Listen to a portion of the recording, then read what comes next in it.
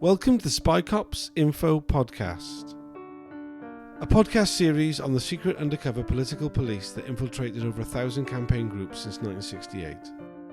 Episode 25, preview to Tranche 1 Phase 3 of the undercover policing inquiry.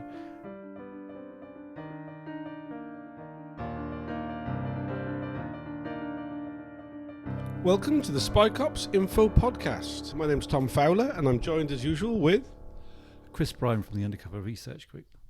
It's the first time we've done an episode for a while. We've been, we haven't been away anywhere, but we haven't been doing episodes. But next week is the next round of hearings. It's still Tranche 1, but now Phase 3 of the Undercover Policing Inquiry, which will be taking place from the 9th to the 20th of May. The first 3 days of the hearings will be opening statements, which will be live on YouTube, which you'll be able to follow there. And then there's 7 days of in-person live evidence, which is open to the public. If you're not able to attend in person, there will be an audio feed that you can follow. We'll be there between us, we'll be there for all of it. Usually I cover everything. This time I've very sadly got to attend a funeral on the day when Lindsay German is giving her evidence. So I won't be able to cover that. But Chris is going to be there, aren't you? I'm not actually going to be at that one. Oh, yeah. Sorry. But I'll be listening on YouTube. Tom mentioned that, but it's important to note this time you can actually listen to it even if you live outside England and Wales. So for our international. Yeah, you may remember that previous hearings we just had like a written transcript which you could follow on YouTube by reading it. Yeah, or couldn't follow, more to the point. Like realistically, yeah, it was a very difficult setup which they'd created. It's still going to be fairly opaque. There's still a 10-minute delay. There'll be no written transcript to follow. It'll just be the audio. That's right. Yeah. So, yeah, I'll be live tweeting as much as I can. So will Chris. So will Police Spies Out of Lives, Campaign Opposing Police Surveillance, Undercover Research Group. If you do use Twitter, follow proceedings as they happen on there. And we'll also be doing another crack at our video reporting during the breaks, which will be on Facebook and YouTube and other places.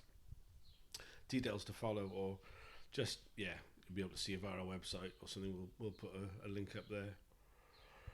So this set of hearings is going to be a bit different. Unlike the first two, there's no former undercover cops giving evidence. There's one activist, and then there's a bunch of former undercover managers. That's right, yeah. Again, from the period 68 to 82, obviously the ones who were senior right at the beginning, they're dead, basically. Which is, there's the phrase "the only good copper is a dead copper." I'm very familiar with that phrase. In this case, it's a bit unfortunate they're dead, I have to say. Yeah, it'd been good if they could have waited long enough to incriminate themselves by having to cough up some of their facts, But so yeah, we don't hear from Conrad Dixon, who formed the squad, or his number two, who became the number one, Phil Saunders. Are probably, if you like, if there's anybody who's actually responsible, I guess, for the way the SDS ran from there, it would be those two. Were the first two to, if you like, set up how things were going to go. Yeah, the Grim Reaper denies us that opportunity, but we are getting some of the others. Whether they're what we'll get out of them is another matter. But we got some names, right?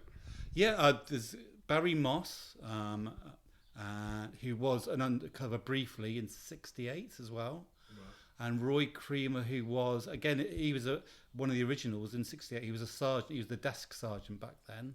We'll go back onto Creamer in a minute. And then the others, I don't know. I'm not privy to their real names because the other managers' names won't be released until next week. So I don't know the other two because I'm not privy to the disclosure for some reason. So yeah, I am privy to disclosure, but I can't say it as part of the being privy, but there we go. But yes, next week there is a bunch of names. There's a bunch of the handlers, essentially, the backroom staff, the welfare officers, the people who were behind the scenes. Like some of the others were in the field as well. But the reason they're being interviewed in this section of the inquiry It's about their backroom role. But I think Creamer is one of the more interesting ones. He is.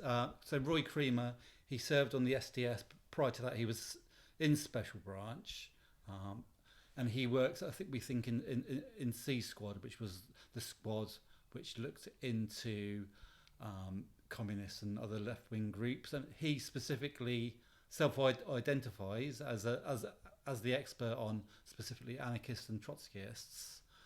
After his brief sojourn in the SDS, he was part of the Special Branch Squad which investigated the Angry Brigade. So this is why we'd heard of him before. Originally, admitting the inquiry, they weren't going to call him as a live witness, which we protested against and submitted quite a lot of documents. We've done a bit of research around Creamer, both sort of the stuff that was in the public domain and also my colleagues who do have access to the disclosure. I think they've done some work on it, which I'm not allowed to know about. But so it was a battle. We were quite surprised. I mean, I was shocked that actually missing in this occasion agreed with us and then and called him. So it's one of the very few occasions where we managed to persuade him to change his mind.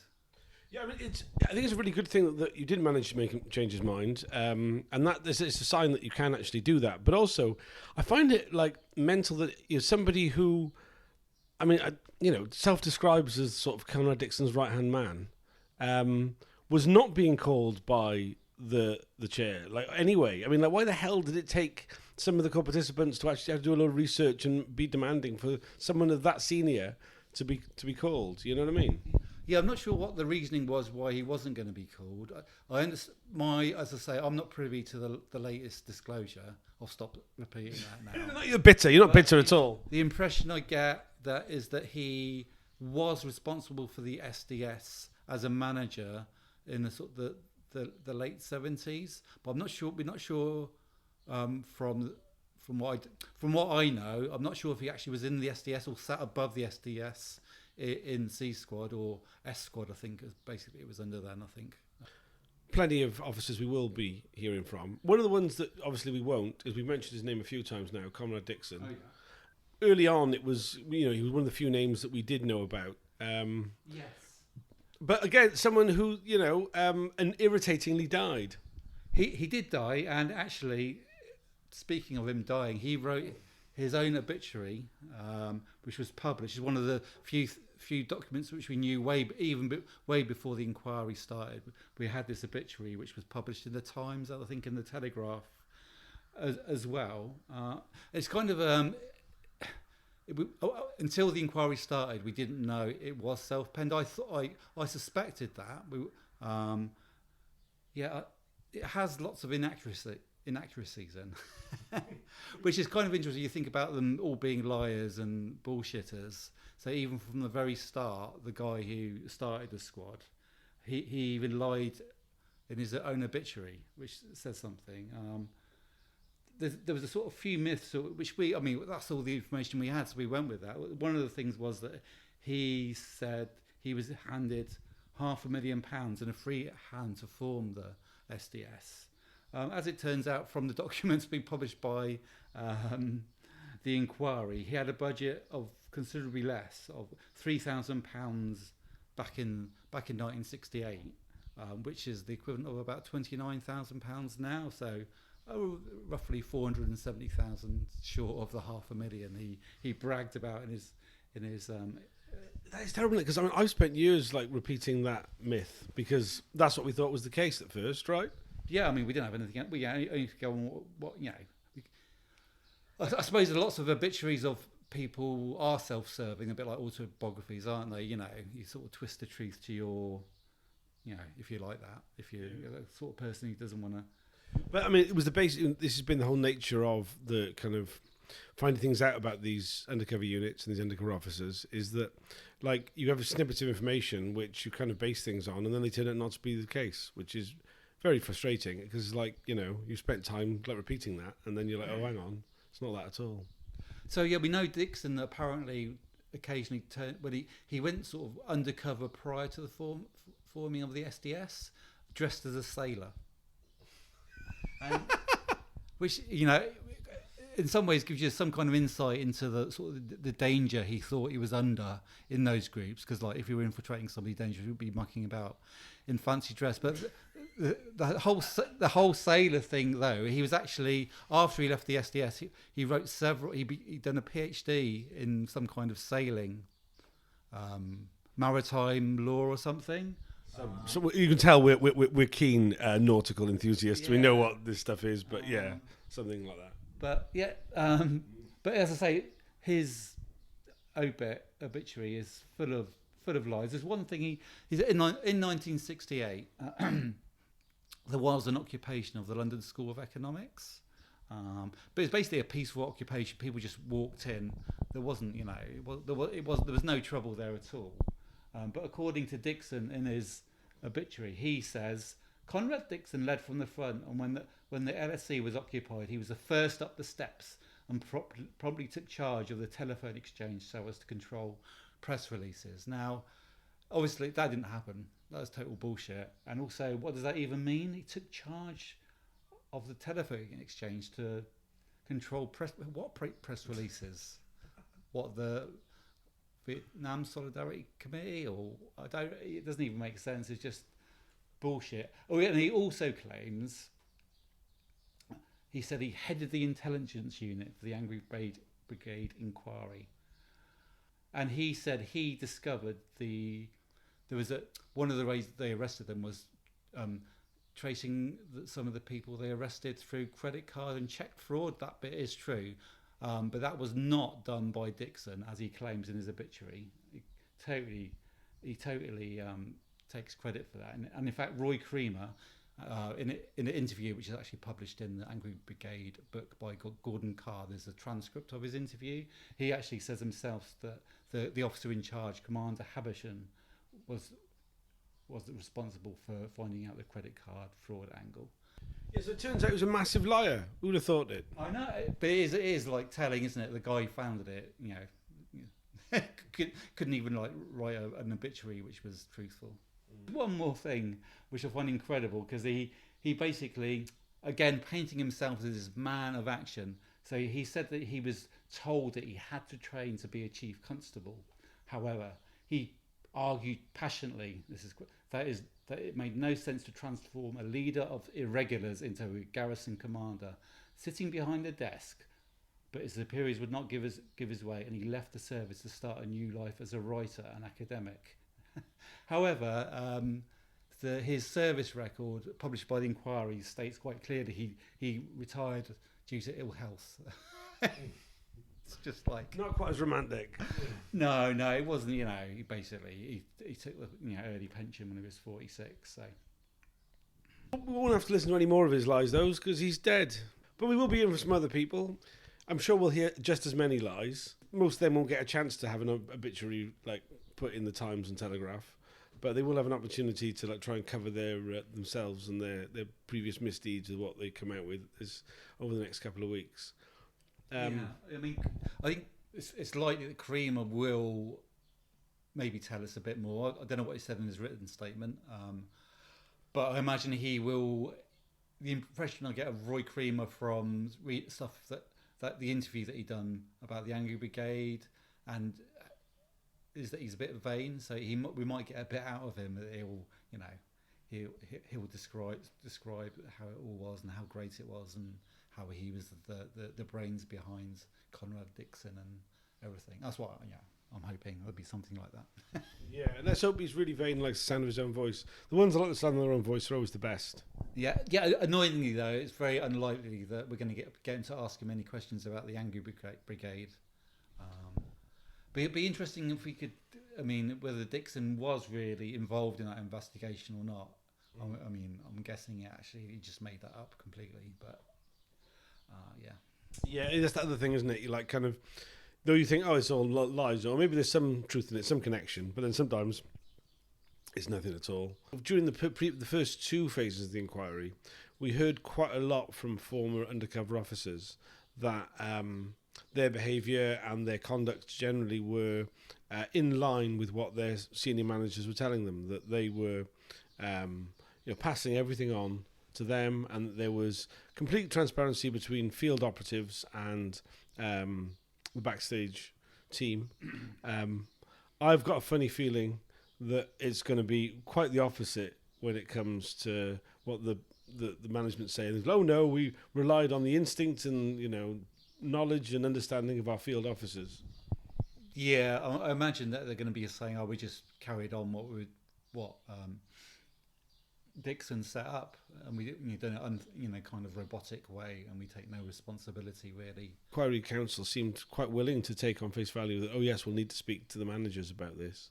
Whether they push them a bit more than they did, it seems unlikely to me that they will. Yeah, I'm guessing having again that they're going to be even more cagey. I think there's a lot more room for them to say. I can't remember. Didn't know about that. They can just say they signed thousands of these reports off without reading them through. I guess they just trusted that they were accurate. One of the questions I guess that will be put to them is did they provide any guidance or training to the undercovers in terms of what they should be reporting on, how they should be reporting it?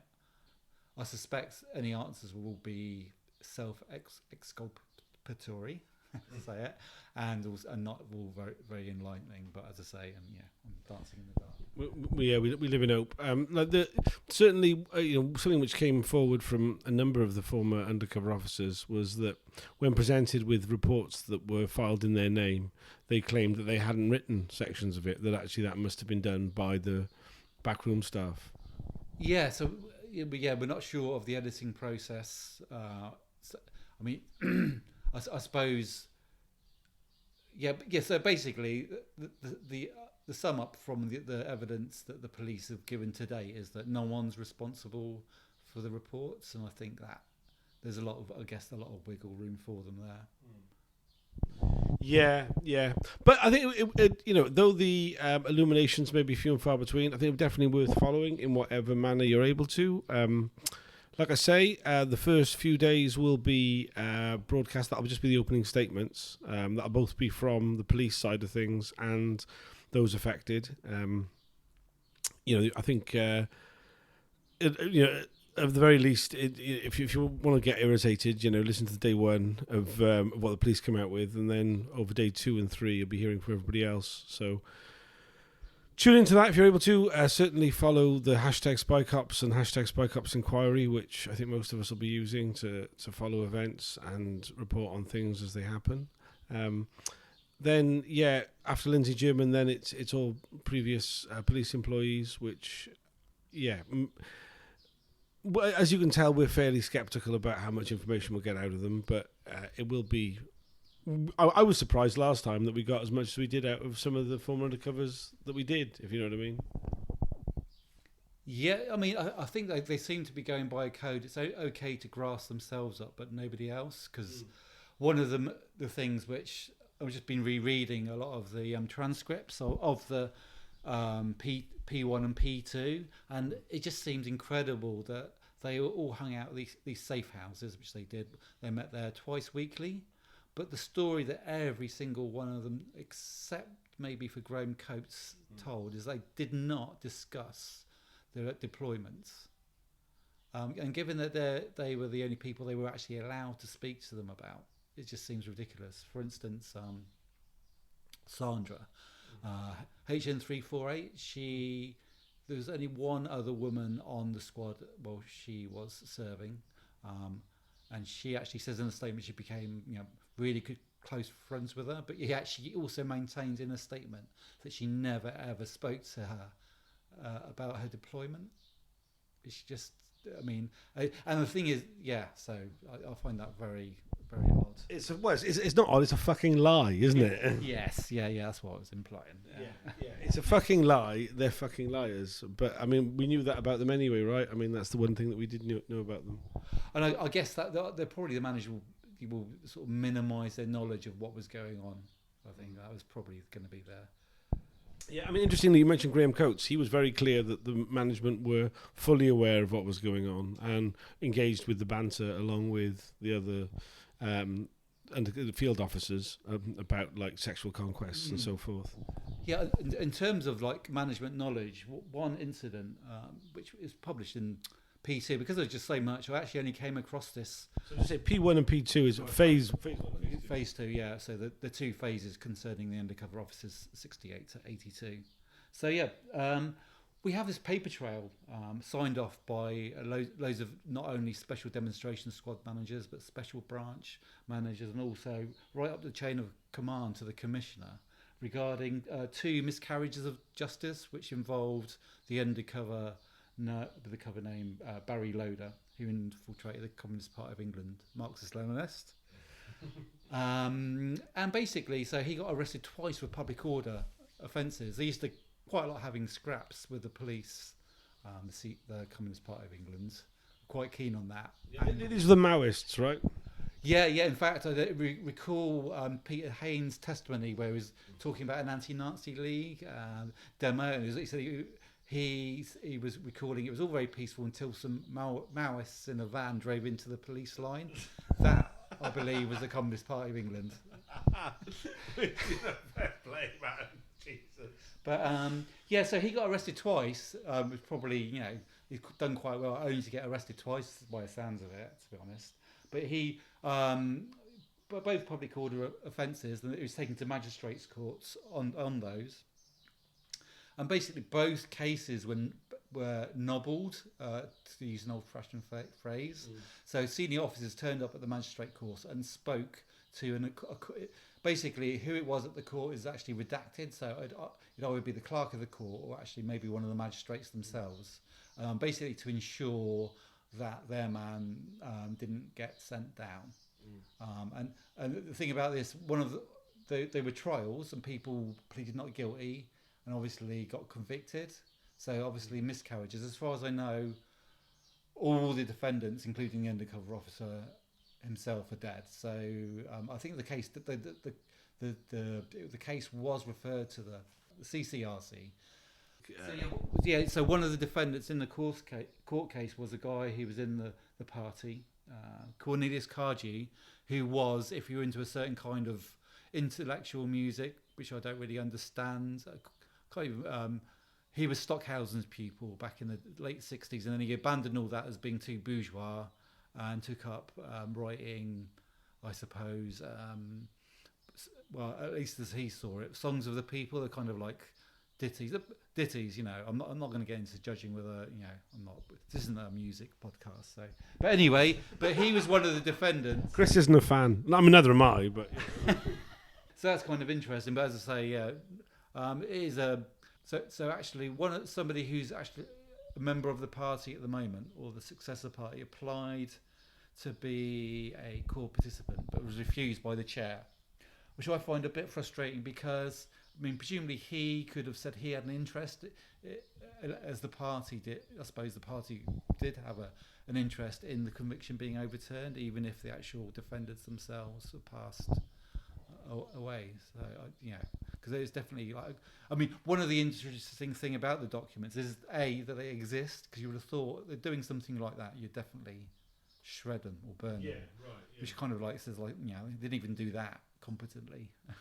The conversation between the senior officer and whoever it was at the magistrate was very on cordial terms. It said the clerk, the whoever it was from the court was happy to help, and it kind of sounded like that kind of thing happened all the time, especially when there's an informer in the dock. They can perpetually getting off or lighter sentences, so they can still inform on people. Dodgy bastards. So we're probably in danger of starting rambling off generally over all sorts of things now, but probably rambling on a bit. Lots of other things have happened since we last did an episode. As I said at the beginning, we haven't done an episode for a while. There's a whole bunch of books that have come out. Yeah, 2 books, in fact. Donna Mclean's Small Town Girl, about her life and her relationship with the undercover cop Carlo Sarachi. Sriracha. And so, the other book, Deep Deception, is written by 6 of the women who also were involved in relationships with undercovers.